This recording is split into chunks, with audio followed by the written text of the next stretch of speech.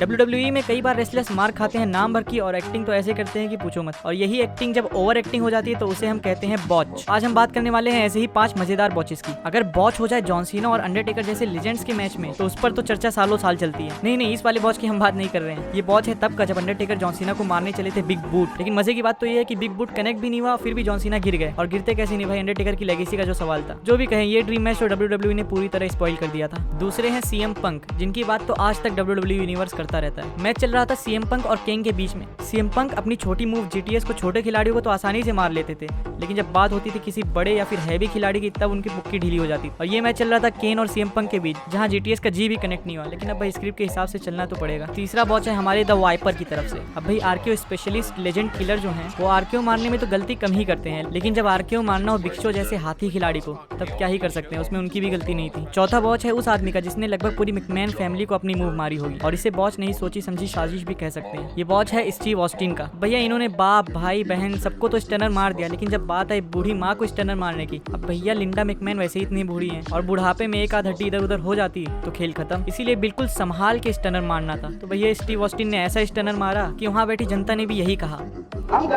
और पांचवा कोई बॉच नहीं बल्कि एक मूव है जो जमाने से चली आ रही है, लेकिन इस मूव को मारने वाला खिलाड़ी इतना तगड़ा है ना कि पब्लिक को भरोसा हो ही जाता है। वो मूव है जॉन सीना की 5। ये थे हमारे 5 बॉचेस एंड फेल्स ऑफ WWE। और बॉचेस देखने हो तो कमेंट में जरूर बताना, पार्ट 2 भी जल्द ले आएंगे।